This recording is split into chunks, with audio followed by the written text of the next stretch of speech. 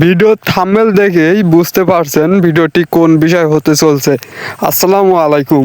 আমার বকনা এবং গাভীকে আমি যেভাবে ছোলা খাওয়াই এবং ডাক্তাররা যেভাবে খাওয়াতে বলে সেই বিষয়টি আজকে সরাসরি প্র্যাকটিক্যালে আপনাদের দেখাবো। আমি কিন্তু আমার বকনাকে আজ 3 দিন যাবৎ ছোলা খাওয়াচ্ছি।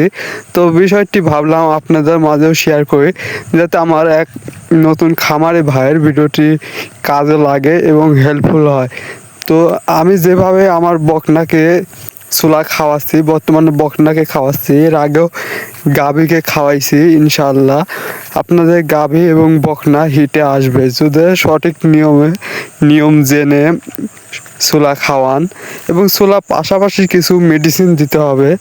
তো আমরা যেভাবে ছোলা খাওয়াই এই বিষয়গুলোই আপনাদেরকে তুলে ধরবো।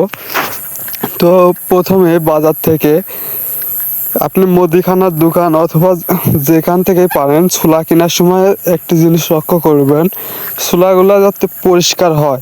কারণ যে ছোলাগুলো পরিষ্কার হয় ওই ছোলাগুলাই গরুকে খাওয়ালে গরু অল্প সময়ের মধ্যে হিটে চলে আসে। তো বাজার থেকে অবশ্যই পরিষ্কার ফর্সা ছোলাগুলো কিনবেন। কিনে আনার পর বাটিতে প্রথমে ভিজাবেন, ভিজিয়ে রাখবেন 24 ঘন্টা। যেরকম আমরা বীজ পরীক্ষা করার জন্য বাড়িতে ভিজিয়ে রাখি, টেকাতে দিই, সে একই সিস্টেমে আপনারা ছোলাগুলাকে ভিজাবেন। তো বাটিতে দেখতে পাচ্ছেন যে ছোলাগুলা, এগুলা কিন্তু 24 ঘন্টা হয়ে গেছিলো পানিতে ভিজে রাখা। তো এখন উঠানোর ফলে ছোলাগুলো কিন্তু নরম হয়ে গেছে। আর এই ছোলাগুলা এখন অঙ্কুনু বাড়াবে, মানে কুশি বললে আর যাই বলি সেটা বের হবে।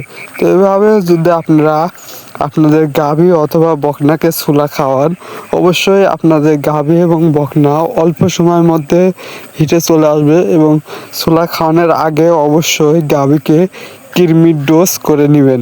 তো ভিডিওটি ভালো লাগলে অবশ্যই চ্যানেলটি সাবস্ক্রাইব করবেন। আর আপনি যদি ভিডিওটি দেখার পরে এভাবে ছোলা খাওয়ানোর ফলে যদি একটু পরিমাণে উপকারে আসে ভিডিওটি, তাহলে অবশ্যই ভিডিওটি শেয়ার করে রাখবেন। ততক্ষণ সুস্থ এবং ভালো থাকেন। দেখা হবে পরবর্তী ভিডিওতে। আসসালামু আলাইকুম।